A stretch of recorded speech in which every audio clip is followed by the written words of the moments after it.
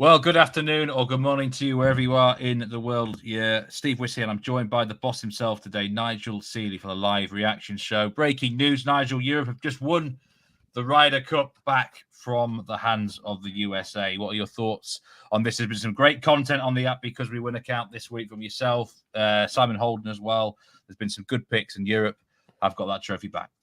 Good afternoon to you, Steve. Yes, Europe have just won the Ryder Cup. Which, I mean, I'm not really a golf man, to be fair. I'll be honest with you. I mean, there's a lot of people who know a lot more about golf than me. But the one thing I do know is I do love going to a sporting event. As you know, I will go to an opening of an envelope if somebody asks me to go to an opening of an envelope. But I do like to travel the world. I've been very lucky and fortunate in my life to be to heavyweight boxing fights. I've been to World Cups. I've been to European Championship finals. I've been to Ashes Test Series. I've been very lucky. But the highlight I've ever been to was the Ryder Cup. I went to the Valderrama. I think it was 97, wasn't it? When Sevy's Ryder Cup. And there's nothing like it. Honestly, if you ever get an opportunity, anybody who's watching this or anybody who's got an opportunity, I know it's going to be in America next one in New York, in Bethpage, get yourself to it because there is no sporting event like it, the drama of it. And obviously it's great. I mean, I'm not a betting man. You know, if I thought America were value, I'd bet America. I've got no allegiance to Europe. You know, I'm not friends with Seb Stracker. I'm not friends with Tommy Fleetwood. I've never met the guys, but I cheer on wherever my wallet tells me, and I bet Europe to win the Ryder Cup here at plus 110. They've won the Ryder Cup. I thought it was going to be a lot easier than what it was. I actually hedged this morning because I never usually hedge, but I hedging for gardens. It is, but my garden is cutting at the moment, so I need to buy some new equipment. So I hedged this morning. I don't like to say that, but I actually did. So I hedged this morning, and but some of the props that I've had have been good. And Simon Holden, I mean, I've spent the week with him. He'll be dining out on that for the next 2 years. I'm absolutely certain of it. And if it's 16-12, which he's predicts 16-12, if it's 16-12, well, we'll never hear the end of that for many years. We're not going to hear the end of that pirate, are we? The pirate Max Homer, Jack Sparrow. It's a great pick for him. I can just imagine him now being online to the most garish 1980s fashion house, buying some Gino Gemelli or Sergio Tacchini outfits as we speak. But anyways, it's been I love it. I loved it. I love the Ryder Cup. I think it's a brilliant tournament. I'm not a golf expert, but I listen to more of the experts themselves. But I do love this tournament. Next week when it's the Rocket Challenge, no thanks. I'm not interested. But the one thing I would say, one thing I would say, Steve. Sorry there. This has just been going on now, and at the same time as the Brentford v Nottingham Forest match in the Premier League. I would reckon that Sky Sports over here have probably got their lowest ever Sunday viewing figures for Nottingham Forest against Brentford in the Premier League, while all the drama's going to Ryder Cup. But to be fair, the Americans had their back against the wall. They come back fighting in the singles today. But the best team won, best manager won. And it just shows you anything you do in life, it doesn't matter what you do. If you work on this show and you come on here, you've got to be prepared. Because if you're not prepared for anything in life, you'll be found out. You're found out. And the Americans didn't prepare for this Ryder Cup. Only 9 of them come over for the practice session. They hadn't played. They took it in their stride. They've never been a team. They've always been individuals. They're all about themselves. The Europeans are much more of a team. And whatever you do in life, you've got to prepare for it. And the preparation paid the day. You put the hard graft in, you get the rewards. Yeah, I had the chance to go to the one in Glen Eagles, and for some reason I couldn't do it. I think it was when one of my kids was really young or something like that, and I wish I'd gone. I do want to go to a Ryder Cup one day. I'm looking at 4 years' time in Ireland, Nigel. I don't fancy going to Brooklyn. I think I'll get killed in Brooklyn. You'll be all right. You look American. Maybe I'll take my wife. Don't open your mouth. You've got American accent. You could just say, you're from Boston or something. No one, they think you're Australian anyway. Every time I go to America, everyone thinks I'm Australian anyway. Nobody would think I'm from Europe. That's going to be hostile, isn't it, for the Europeans? But that's in 2 years' time. But you're right. Fair play to the USA. Actually, I think the last probably 2 days they've given it. But you're right. They weren't prepared on day one, and you had a great bet on day one, didn't you? Just for Europe to win the day. And I think the whole tournament. I mean, listen. I've been playing second fiddle with Simon. Simon's picks have been sensational. I mean, as a collective, we've won, and we had unbelievable views and unbelievable feedback from the tournament. So, it's great. It's great. And then, if I'm going to get Simon Holden to go out to Bethpage to New York with European flags draped round him and try to blend it with the next time around. It'd be quite fun. It was great content. A shout out to Simon. There were some great tips on there, and we all enjoyed watching the videos. Welcome anyone in live. Feel free to ask some questions in the comments section. We already had one actually pre-show, and that's from Nico Leo again. Thanks very much, Leo. You've been interacting quite a lot with these live reaction shows, and I think he's just basically praising us really. But he's on about any live leans or plays today. The problem is, Leo, or Nico, whatever you want to say, there's not that many games on, because I think the whole of Europe has understood that this Ryder Cup is going to take centre stage. But there is a game starting in France, Lorient against Montpellier. And I gave my opinions on that match in the show this week with James Easton has a pick on this game, draw no bet on Lorient. I do agree with that one. I don't know why they were the underdog. The match is 6 minutes old. I will actually just check on some lines now, but I think the dog, Lorient are still the dog on a plus a quarter handicap, Nico. So I would not put anyone off that right now. 6 minutes in, it's an even start. That's probably the only real of the main four leagues going on right now. There's plenty of action in Scandinavia, but that's not really up your street, is it, Nigel? Unfortunately. So the only Scandinavian thing I know is IKEA, and I hate that place. So I'm not really into Scandinavia. So it's all about the Premier League for me. I love your content. If you tell me there's a bet, I'll have a bet. I love all the guys' content on the European shows. If they tell me there's a bet, I'll have a bet. But for me, I find it hard enough to follow the golf, the tennis, the Premier League, the English League One, the League Two, the Championship. I don't know how you keep across all these things. I haven't got the time to do it. But if you've got a bet, I'm interested. Andrew Potter says, "Are Darmstadt for real? This game isn't aberration." Well, it's 5 minutes to go. I've just seen this scoreline in the Bundesliga. Darmstadt 4, Werder Bremen 2. They were the dog in this game, and not by much. Bundesliga is a great place for goals right now, Andrew. I will say that. It's a league that I'm very much enjoying. I think that it's probably the most reliable place for goals of the main. Not for me, then. Leagues. Not for me. Not for you. I don't think there's any team you'd enjoy in Bundesliga right now. No. I bet Bayern Munich last night. I know that. And we'll come on to that in a minute, but I lost my money. And I actually did bet the over 3.25 goals this day in the Bayern Munich game. I did bet an overplay. I had 3 bets on the unders in the Premier League, and one of them won, or 2 of them won, and one of them lost. But I did bet overs in the Bundesliga. So I'm not. I like to play up the. I'm more an under guy than an over guy, because I always feel like you're winning from the first whistle. So I do like the under bet, but I do bet the overs now and again. But if you took my last 1,000 bets on total goals, I'd say it's probably about 85% on unders. You said on the Premier League show this week, and I actually agree with this, that anything minus money on over 3.5 goals is not for you. And I don't think it's for anyone, really. Sometimes I will go over 3.5, but only unless the 3.25 goal line's a lot better, because you're only losing half if there's exactly 3. So I was only. I'm not saying that in Bundesliga. I'm not saying that in lower leagues in Scandinavia, which you follow, or any other leagues like that. I'm talking Premier League. I would never back any match that was minus 110 over 3.5 in the Premier League, and unless it was Manchester City at home to say Luton Town. But even then, I'd be reluctant to do it, because my tendency with their big favourites is that they go 2 or 3 up and they take the foot off the gas. I always think that things come back to the norm. I just think that we've got stats on the Premier League for years and years and years and years. Since it started with 1992, was it the first year of the Premier League? So the stats, and the goal line hasn't really deviated much over that period of time. So if you're betting stuff now at 3.5 and 2.5 and 4.5 and all this kind of stuff, then I understand. Like Jack's a big stats man, so Jack will go on all about the stats and tell these average blah blah blah and this blah blah. But he's taking, to me, I think he's taking the wrong price. He might get it right now and again, but I think the time to bet the overs was 4 weeks before this trend started. If you knew what we should have done when we'd done the first Premier League show, we should have probably done our research. Preparation is everything, Steve. But I think if we knew that they were going to be 13 or 14 minutes, we should have probably bet more overs then, and that was the time to do it. Now it's all factored in. So the next week when Brighton play, given their stats, every single one's cashed.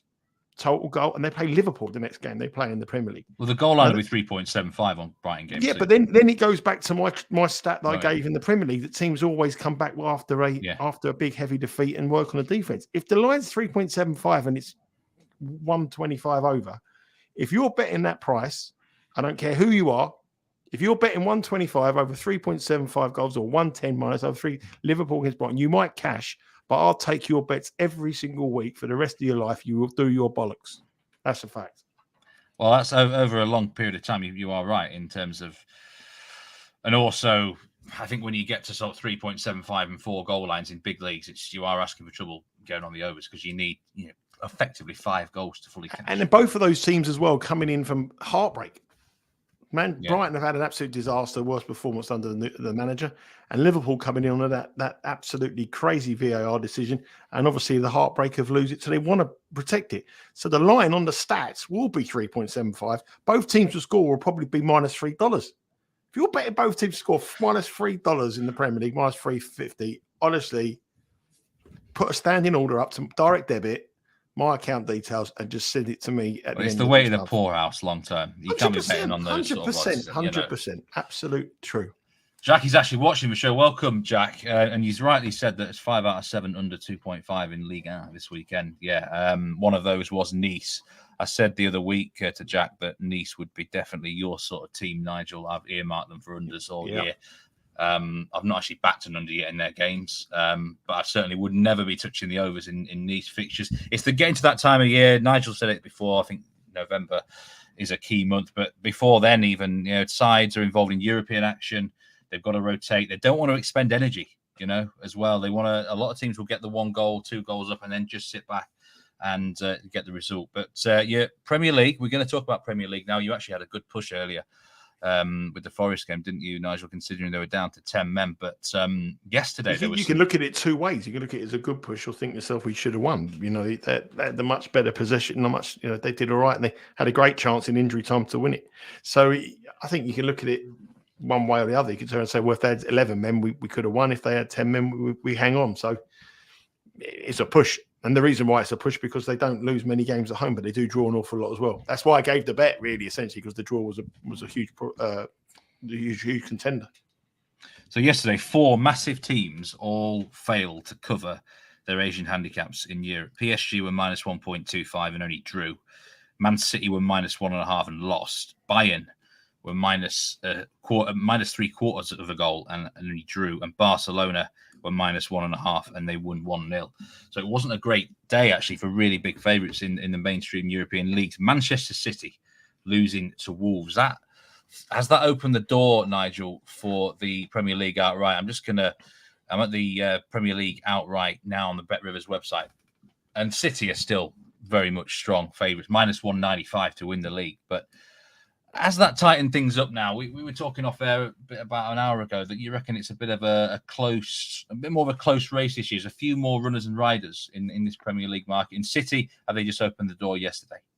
I think they have. I mean, you always Manchester City started last season with a few slip-ups at this time of year, and then they went on that unbelievable run. You don't win the league now. You go on that unbelievable run in the new year, and you keep winning games, and that's when Manchester City come good. I think for Manchester City, the constant changes they have are huge, and people say their strength of depth. That means they're going to have a couple of blips in throughout this early part. Indeed, they're obviously missing Kevin De Bruyne as well, which is still whoever he's Manchester City, the biggest club in the world, the best football team in the world. Kevin De Bruyne not being in your side is a blow for you. I do think the Premier League is a lot open this year. I think there's 3 or 4 sides who will contend. I think Arsenal have obviously a lot better. I never really thought that Arsenal would contend, but what I see from them and the signings they've made, I'm really impressed. They're unbeaten, obviously, as we said. They're going to go close, and they're probably going to close the gap. Remember, they pushed Arsenal pushed Manchester City all the way, really, until that game in Manchester at the Etihad when Man City showed their class in a one-off match. And I still think Liverpool are going to be there or thereabouts. I know that yesterday the match was just a freak result, but they should have probably got a draw from the match at least. And I think they're going to be there or thereabouts. Tottenham, they're big movers into now 16-1 to win the Premier League on the opening lines. Rivers at 16-1, yeah. Yeah, I think they're far too open to win the Premier League. They're going to be exciting. They're going to have their day. They have big wins like they did, but going forward, that I just don't think they've got the squad really to go all the way. But I think those top three, I think they're a little bit closer than the odds suggest here. Man City, obviously the best team in it. They're the one with the biggest liability. They're the treble winners, and they are a worthy favourite. But I think Liverpool and Arsenal will push them very, very close along the way here. So I think we've got a title race in the Premier League this year, but we had a title race last year, and then it could have won it by 10 points at the end. It was a title race up to April, and then just Arsenal fell away. So I think that it will be a title race going forward. Andrew Potter asks, are Chelsea any consideration for outright or not? For the Championship next year, I think they'll be the worthy favourites, yes. That is, I mean, they're well behind. What are they in the betting? They're 150 to 1 to win the league. So I think that might be a bit optimistic. They have absolutely no chance to win the Premier League. I think the trouble is they've got too many players. Too many. He's got to clear out a whole host of players. I do think they'll come good at some stage. And I think Chelsea, obviously, if you're a Chelsea fan, I'm only joking about the Champions. They're not going to get relegated. They're far too good for that. But I think for them, he's typical kind of manager who's come into a new job. A bit like Ten Hag last year. He's got a transitional period, but he want to win something. So I think maybe Chelsea could do right. The Carabao Cup, Chelsea, they've got the brilliant cup record, and that Man City are out of that competition. So that competition is open a little bit. And obviously in the FA Cup, given their record in that cup competition over the years, it's they've got a chance for that. And by January time, I think he would have a settled team, and he'll have a goal scorer back, and Nkunku will be back hopefully by that period of time. And that's what they're missing, Chelsea. They're missing someone who's going to put the ball in the back of the net. And I think Nkunku will be that person. I mean, I bet him to be the top Premier League goal scorer, and then 3 hours later he's out for 4 months. Will you look to get on him any time when he comes back fit? Are you going to be straight in there, or it's going to take him time, isn't it? It's going to take him time to set. He's not going to play every game, but I think in the FA Cup run, Chelsea will probably. I mean, the FA Cup. There's always teams that come into the FA Cup that have a brilliant November and December. And they come in with, and I hate the word momentum, but they do come in with momentum. And I think Chelsea will be a very different team at the start of next year than they are this year, currently now. If you had a free $10 bet now on Bet Rivers, we've got a winner without Manchester City market, Arsenal at plus 175 or Liverpool at plus 180. Which one of those? Liverpool.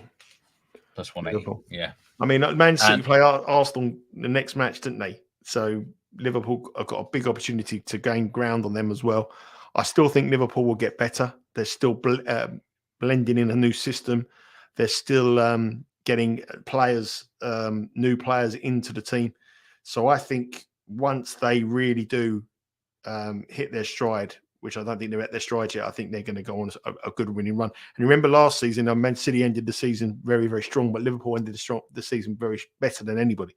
And the fact that they're not playing in European football, whereas I think if Arsenal go deep in the Champions League for this young team, and we've said about the big teams in Europe dropping points ahead of Champions League games. Well, if Arsenal win a quarterfinal or semi-final, they've got some really big matches in the Premier League.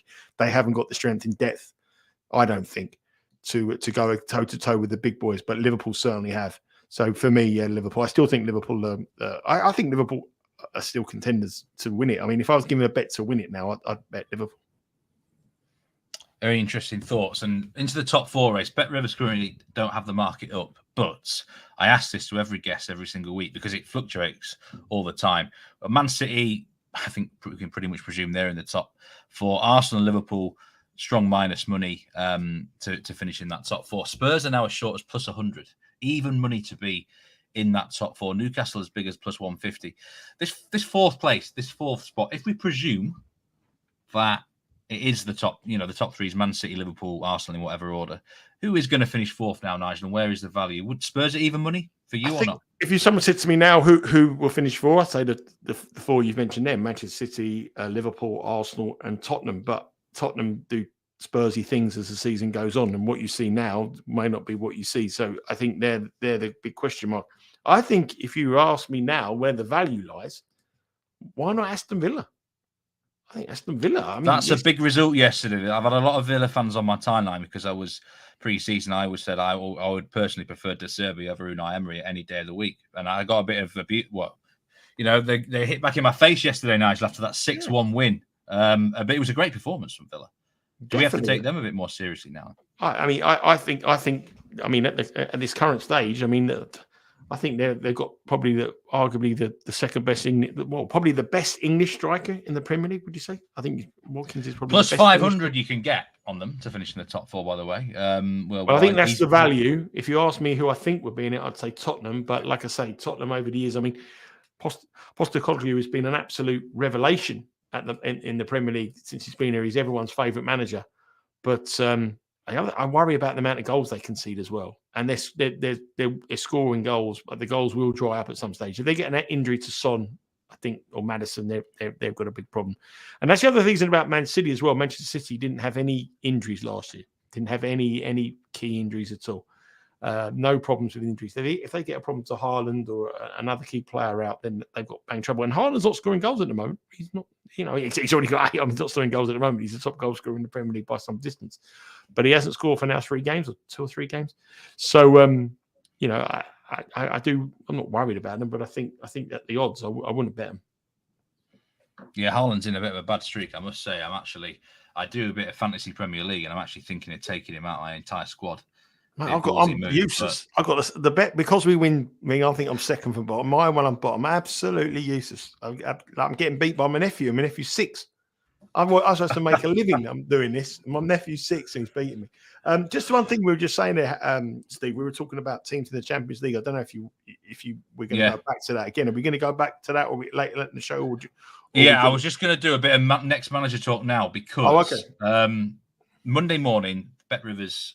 Odds, I'm sure, will be up for the next change of manager in the Premier League. Now, at the moment, Paul Heckingbottom, it's a bit of a mouthful, isn't it? Minus 300 favourite to the next manager out of a job.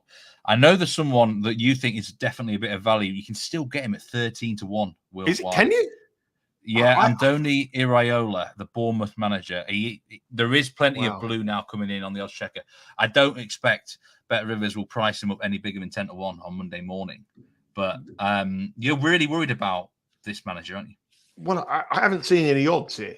And I thought he'd probably be about plus 350, plus 450. I honestly did.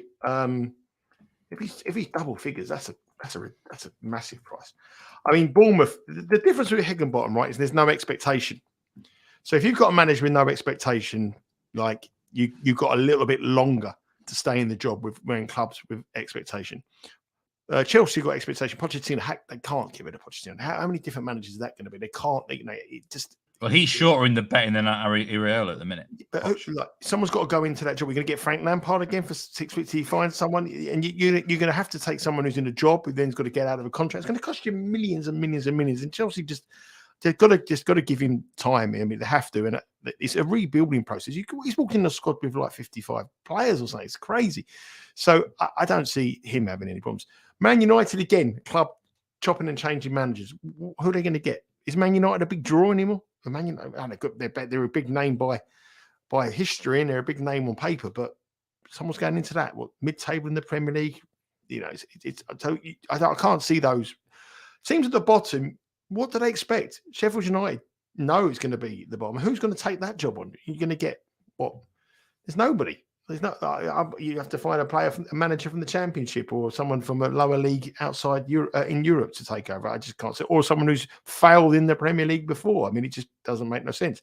So I think they've got a little bit of time. I think if you're a manager and you have been given resources to spend money and you haven't performed, then you do have a problem. And Bournemouth have spent more money than they have ever spent this summer. Iraola's been given a lot of money to spend, like by Bournemouth standards. And every player he's bought in so far, what I can see, is a complete and utter flop. They're not good enough. Defensively, well, there's 2 players, Nigel. They've got 2 players from Leeds who were pretty poor last year, Tyler Adams and Sinistera. Sinistera is a massive injury risk anyway. I didn't get why they wanted them. I didn't get why those players wanted to go there anyway. But it seems a real mumbly-jumbly set of recruitment, which is all over the shop. Cliver, I mean, he's been pretty dreadful as well. Patrick Clivert's boy, I mean, he's been pretty dreadful there. But so he's been given a lot of money. He's been given a lot of money. And a club like Bournemouth, with the wage structure, if they spend 85 million sterling and they get relegated, they're going to struggle to get back. then the players they've bought, they've got those sell on value because they've gone. So I think the money he spent and the performance he's given have been really, really poor. I mean, they got beat by Arsenal, didn't they? 4-0. They got beat by Brighton 3-1. I mean, they conceded 2 goals against Brentford. They conceded 2 goals against Tottenham, 3 goals against Liverpool. They were 1-0 up, and they're down to 10 men. Liverpool still lost 3-1 with 10 men. They're languishing down at the bottom of the table, just above the relegation zone at the moment. They're plus 300 to go down. Well, they've got 3. Their next 3 games are Everton away, Wolves at home, and Burnley at home. Now, if they don't get at least 4 points from those 3 matches, I think he's a goner. I'd agree. I think you would be looking to bet on him at something, say, plus 500 and above. Do you think that's value? Definitely. How can he be 12? I mean, who's? Let me have a look. Well, I've just checked and it is legitimate. I won't. It's a certain Irish bookmaker. I can only get about 10p on with them, but it is a legit price. Right. Well, that's a big. That is a big price. Gary O'Neill. 14-1. Gary O'Neill's the second favourite to lose his job at Wolves, and he's just beaten the champions and the treble winners. And Areola's just got beat 4-0 at home to. That doesn't make any sense to me. So I think that's a big price. I think Bournemouth are a team in big problems. We liked them to get relegated last year. They managed to survive, and they are a trigger happy club. You know, they got rid of Gary O'Neill. Probably people were talking him up to be the Premier League manager of the season last year, and they got rid of him. So and they invested heavily into Areola, giving him lots of money to spend. They didn't trust Gary O'Neill with the money, so they gave it to him. And what I see so far, everything's a flop.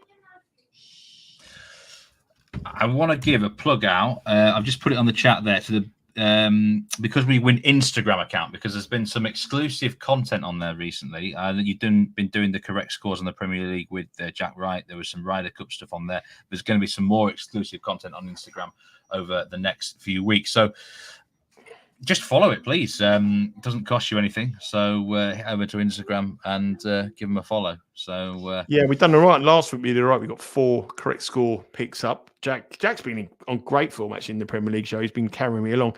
I feel like a bit like Ricky Fowler on the Ryder Cup, American Ryder Cup team. I've been carried along by my Max Homer, which is Jack Wright. So Jack's had a great run. He can get another sweep this weekend on Monday night if the unders cash in the Fulham game. I mean, his 3rd sweep of the season in 7 matches. So he's on a great run. So he's given a couple of correct scores there. He gave a correct score as well. He's got one for the Chelsea game, which is on the Instagram account, which is @because we win, the same as the Twitter account as well. Yeah, well worth a follow on there. Appreciate anyone who does. We are now, just a quick update on this Lorient game against Montpellier. It's 0-0 still. Not much happening, hardly any shots. It looks like lovely. My kind of game. Early, it could be an under this sort of game. The goal line in running, I think, is -1. Perfect. What a game this is. I wish I was watching that. It's your sort of thing, Nigel. It's lovely. Game. Absolutely lovely. Like in running, I would never bet under 1.75 in running, but I have to say I'd be going just on principle, really, because it's such an uncomfortable bet. Do you not think under 1 or under 1.5? No, don't worry about it. It shows the bettors who've got balls, Steve. It shows the bettors who've got balls. Fair play. We've had tough lives. The bettors have had tough lives.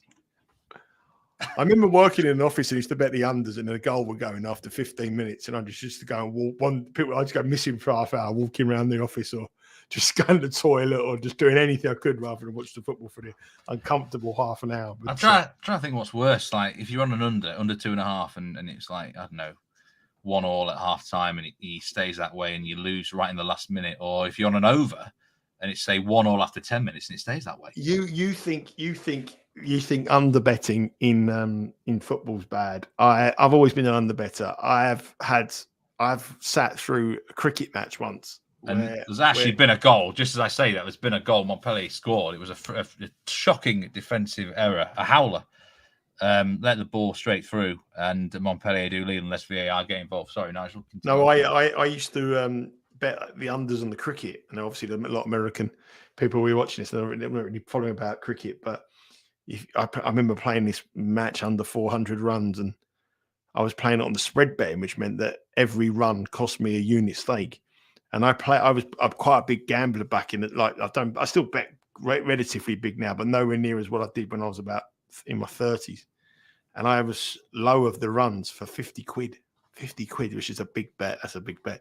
And every run was costing me 50 quid, like £50, so $70. And I was about 250 off. It was the one that Tendulkar got about 300 when India played. It got about 700. India played England. Remember that test? Tendulkar come over, and I done about. I think that might have been at Headingley actually. I lost about 15,000, and I remember coming home, and my wife was talking to me, and she could have said to me, "I run off with the postman. You pack your bags." She could have said, "Well, eventually she did run off with the postman," but I'm just saying she could have said anything to me, and I would have just said, I was just in a daze. It took me about like 2 weeks, but I was unders on a cricket match. But when you go over on a cricket match and every 6 is winning you £200, there's no better feeling in the world than cheering runs in a cricket match. I think it's the most volatile betting medium in the world, cricket runs. And when you're on the right side of it, it's euphoria. When you're on the bad side of it, oh my God, there's nothing worse. How do you cope with a real disappointment in betting? Do you think? Because I see a lot of this now. I've done it. I've spoken to you about stay it. Level-headed. It's not easy though, is it, Nigel? What's the one bit of advice you would give to someone? There's always tomorrow. There's always tomorrow. I've spoke to you many times, and if you're overstaking and you haven't got the bankroll, you shouldn't be betting. I've spoke to you many times. I mean, I've seen reactions of people going crazy, swearing, throwing the toys out the pram after a bad VAR decision. Literally, I've been betting now for 32 years, and in the 90s, late 90s, I was a big gambler, and I was probably one of the I would say I was in the top sort of high percentage of gamblers in this country, and I had more swings in that period than there is in any child's playground in the whole of the country. But you value at the end of the year, you value at the end of the month, and you just have to revalue your stake. So if you're over betting, you're losing money. You just have to cut your stake back, and it's quite frustrating because if you cut your stake back and then you have a big run, you're thinking, well, I could have won that. But you have to trust yourself. You have to trust your process, and you have to keep records. And you have to go through your records and look where you've won, look where you've lost. And it's preparation and learning. You learn every day. When you're in this business and you're working in the betting business, you learn new things every day from different people. Nobody is better than anybody else. Nobody, like, I'm 50. I'm like 38 years. I can meet a guy tomorrow who can teach me something new, and you take a little bit of snippets from everybody. Some stuff you think, oh, he's talking rubbish, but some, you take a little bit of snippets from them, and you can form a perfect picture. But you can't moan about, because the people are moaning, saying about the dreadful VAR decision in the Liverpool game. Now, people are moaning about that will be the same people who are going boom after 94th minute penalty that wins them the match. It's long, this is variance. You go through a period of time and you're going to have ups and downs, and you have to stick with it. You have to stick, look at our ROI. Look at our ROI on this channel, right? It's up and down. But at the end of the year, you make money. Tennis, Sean Calvert, 500 bets, making 5%. You're not going to get 5% in the bank. But he could go 15 bets without a winner. And then all of a sudden, everyone's saying he's useless. He's not useless. He's a proven handicapper who's got 15 years of data. I've known the guy for 20 years. He doesn't lose any money. But people say to me, if I follow your tips, I want to follow your tips. I'm going to go on a cruise around the world, and I'm going to buy a brand new car. I'm going to say, mate, you're not. You might get a week holiday somewhere at the end of the year. Unless you're betting stupid money, you're not going to do that. You have to bet within your means, and you have to keep it fun, and you have to just have an expectation of where you want to be. People, when I first started doing my Premier Sports Plays website, people were ringing me up saying, "Oh, I might give up work on 2 years." I'm saying, "What, mate? Unless you've got a bankroll of like $500,000, or $1 million, you're not going to give up work." So you should manage your expectations. You can't win everything. I know people who keep betting and betting and betting and betting and betting and betting until they go in profit for the day. But one day that will go terribly wrong, and you'll go in negativity, and your head will be completely all over the place, and you'll never be able to recover. That's the problem, isn't it? The emotional side, you've almost got to try and come a bit robotic, haven't you? I used to be quite hot-headed. As there were times I even considered getting a punching bag right next to my desk because I used to get very angry. You don't worry about that. It's just you But can't. I'm a lot more calmer these days.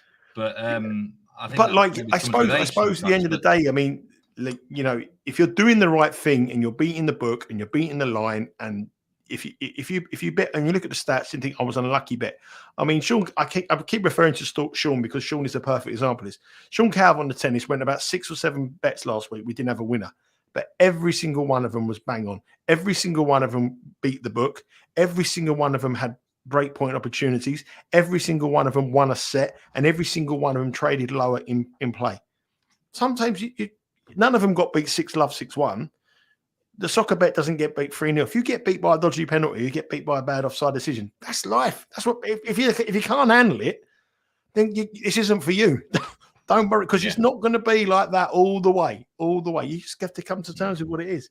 Just sometimes, and most people who get carried away are people who bet beyond their means, and they need it, and that's the worst thing you can ever do. You have to bet within your means. If you start betting for the sake of betting, I need 500 quid to pay the rent, well, you've got no chance because you're riding everything, and you're never going to do it.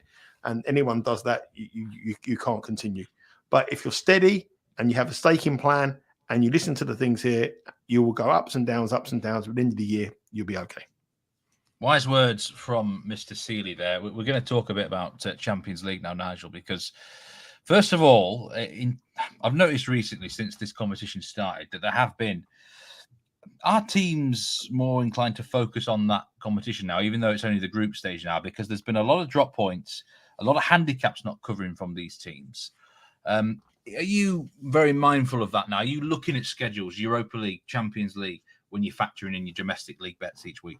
It's always been in the back of my mind for many years. It's always been there for many years. But I always liked it as an in-running place. So say, for example, Manchester City used to go into 2-0 lead and they played Real Madrid on the Wednesday. My first reaction was always to bet the unders in play because I think they make 4 subs and rest everybody, bring on some kids and just try to see out the 2-0 and make sure that everyone's fit and they get on the plane to Spain in midweek. I think what we're having here isn't unusual. It's happened for years and years and years. It's happened like Manchester City last year dropped points ahead of the European games. Bayern Munich dropped points ahead of European games. It happens. Real Madrid, Barcelona, but it doesn't usually happen at the business end of the season. Once they're in their stride, it doesn't really happen. So it's quite funny how it does happen before then, because the matches they're playing in the group stages are technically a lot easier for them. It's that they're like -$5 favourites. But I've done a little look at this in depth, really, because I knew we were going to talk about this. And there's certain teams like that, just in the early stages of the group stages, you can't trust them in their domestic matches. And the two that come out most are Bayern Munich and Paris Saint-Germain.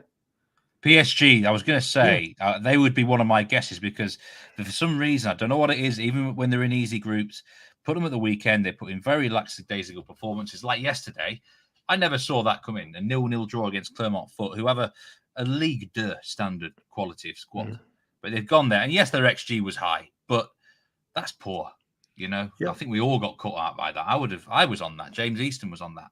I bet it. I listen to your advice. I bet on it. But I think the thing is, well, is that I think there is Bayern Munich, not necessarily Bayern Munich so much. It was a little bit more competitive, but even so, they know they can go on a run and win the league. So they're not really too dropping points. It's not like it's a league that they're going to struggle with at the end. You know, it's like so. I mean. Also in the Europa League as well, the same thing happened. You know, Rangers got beat yesterday in Glasgow Rangers. And I mean, the Europa League is a big tournament for them now. And obviously, sorry? I was just going to say, that is certain teams, Europa League is massive. Yeah. So and they put their heart and soul into it. Yeah. So Bayern Munich is a team that, especially in the early stages, the group stages of the Champions League, are a vulnerable favourite. And also Paris Saint-Germain, they're the team comes out. This time around, if you look at the Champions League this season, already there's Bayern Munich have drawn both matches before, so they've both been minus money favourites in both of those matches and drawn both of them. Manchester United have lost both of their matches before a Champions League game, at home to Brighton, at home to Crystal Palace. Lazio have lost both of their matches, but they're having a terrible season, like Bayern Munich. So there's probably not a surprise there. PSG have lost and drawn, so they're the 4 sides that that you would expect. Manchester United I can understand it because they're having such a bad run. And Lazio I can understand having such a bad run, and the Champions League is probably more important to them at this stage of affairs. But I think Bayern Munich and PSG, and not only this season, it's happened for seasons before, and I think they just have a little bit of overconfidence. They think, we draw this game, it's no problem. We've got a big match. We've got to go to Newcastle. It's a big game. We want everyone fit for that. And we'll pick the points up. We'll go on a run of 7 and we'll still win the league. I think that's kind of arrogance and confidence they have in their teams. And it seems it's done them, it served them okay over the last, 5 or 6 seasons. So I think there's that kind of built in it. But the rule of the betting here is weak. The rule of the betting we should take out of it is Bayern Munich and Paris Saint-Germain at minus money, heavy minus money before Champions League matches aren't to be trusted. Well, I'm definitely with PSG now after the result yesterday. I can't possibly trust them before a Champions League game because that match is as easy as it can get, and they're still failing in that. I think they know that their group is so difficult on paper. They've got to focus, a trip to Newcastle. I still think personally, though, Nigel, I actually think you might disagree with this. PSG with Bet Rivers are plus 1,400 to win the Champions League. I think that's overpriced because of the group they're in. If they come out of that group, they'll be probably 8 or 9 to 1 max. But in the favourites are Man City at plus 200, Bayern at plus 500, Arsenal third favourites to win the Champions League with Bet Rivers at plus 800. Well, if Arsenal play Paris Saint-Germain on a neutral pitch in a semi-final, like on a one-off match or in the final, if Paris Saint-Germain would run the dogs, I'd bet Paris Saint-Germain against Arsenal. That would be my opinion. Yeah. I mean, this French league better than me, but I think I can't, from a betting perspective, I can't put a hanger on Arsenal.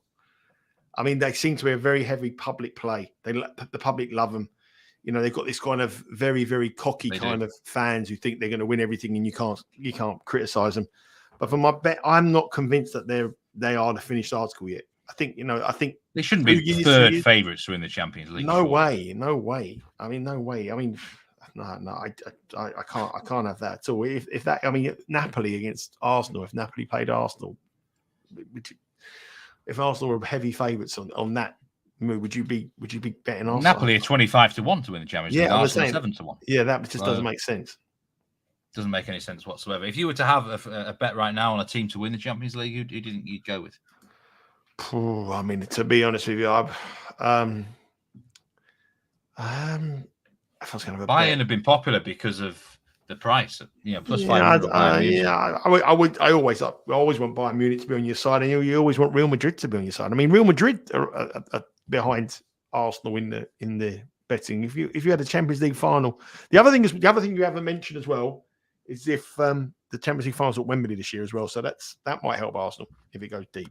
So that's another probably important factor. Tell us a bit about the content that's going to come on the app, because we win YouTube and Instagram and the podcast applications over the next week or two. Well, we've got obviously the Champions League stuff come through. It was our most watched show. So thank you very much, everyone. And it was a very, very successful show. Will White, who's a professional gambler. If you haven't seen Will White, haven't followed him on Twitter, I can't remember his Twitter handle. You might be able to tell me in a minute. It's Will White Bets, I think it is. But Will is a serious deal, and he read the whole of the Champions League right in terms of money movements. He brings something different to the panel in terms of reading the markets, knowing where the bet's going to be, and his record is exceptional. So he got it absolutely spot on the Champions League, and a lot of people watching, a lot of people cashed. So I expect a big audience for the Champions League show, which will be out on Monday. We're recording it Monday. So we're recording it tomorrow. We are. It's myself, RJ. Will White is back on the show. Will White is back on the head-to-head European Challenge this week against Daniele Fisichella. Oh, that is box office. That's box office. That's Rocky 5. That's the even Drago up against Rocky Balboa. That's going to be interesting. That one. I feel like I need to grow some hair and be like Don King. I need to promote. Or a bit like Eddie Hearn promoting that. Eddie Hearn. I need to be able to promote. Daniele's been red hot this week. 2 out of 2 winners. He was a clean sweep on the international show a few weeks ago as well. So it's going to be, it's going to be very. And Will White, I just put the link to his Twitter handle there. Do give him a follow, because he's very different, like you say. I think he brings something different. Everyone's got different personality. This guy's living it and breathing it, and he's betting quite big. And we're going to hopefully do we get a little bit of Ask the Handicapper on Will and sort of get to get to know a little bit more about him. But he's a proven gambler in a soccer gambler. He's made an awful lot of money over the years. So he comes in at a different angle, and he's read the market spot on. And I think if you can beat the book and read the market, you've got a great chance anyway. So he's gone with the Champions League. We've got the Europa League. We have a lot of tennis as well. There's a big tournament on the WTA tour with we've got Rory Giovanni looking at the WTA tour over in Beijing. We have a big tournament in the men's tour as well. It's the Asian Swing. So there's a big tournament there. I think that's in Shanghai, where Sean Calvert will be on there. He wouldn't go because he couldn't understand the bus routes. He wanted him to go out there, but he couldn't. He couldn't look the number 10 in the Chinese right, and so he said, "I'm not going to go to China because I couldn't understand what bus I was getting on." So he's on this week, and also I know it's a market that's growing in America, but the Cricket World Cup starts, and we have a show being filmed today with arguably one of the best cricket judges in the UK, Ed Hawkins, who presents our show alongside John Wright, who is a cricket odds compiler, and they'll be looking at all the best bets on the Cricket World Cup, and that will be dropping probably again on Monday. So a busy week: cricket, Champions League football, Premier League, and obviously the European show, which is with the big head-to-head between Daniela Fisher-Keller and Will White, which is box office. There will be a big handle on the Cricket World Cup, especially as it's in India. The next Cricket World Cup's in America.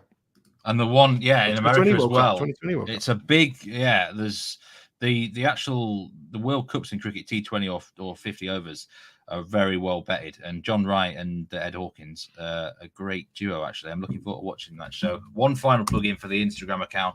I've just put it there on the chat. Do give us a follow on Instagram, because there's some exclusive videos that are being posted on there from soccer, from tennis, and possibly even some from the cricket boys. I don't know about that, Nigel. But I don't think you've got anything else to add before we sign off. But no, that's it, thank mate. Everyone who's joined us in. That's it. Yeah, thanks very much. If you've got any questions, obviously, feel free to fire them away across. And have a good rest of your weekend, and enjoy the American football. You've got the big game going on at Wembley. Usually this game is the best unders bet of the whole year, because the weather in the UK is usually dreadful. I always cash on the unders. I haven't done it this year because it's 70 degrees in London and it's 10-7. I should have cashed it. It's going to be another unders. It's always unders this match. Is there a team you follow? Do you follow an NFL team? No? No. I do. Baltimore Ravens. You see my helmet up there? Nah. My wife's from Baltimore. Right. Oh, yeah, okay. So I actually lived in Baltimore for 2 years back in the day. Yeah. All right, mate. I'm going to go. I can smell my Sunday dinner being prepared. Yes. So I'm going to go down. Thank you, everyone, for joining us. Thanks very much, Nigel. We'll look out for all the content this week, and we'll see you around very soon. Take care, everyone. And do remember, gamble responsibly and have fun. Goodbye.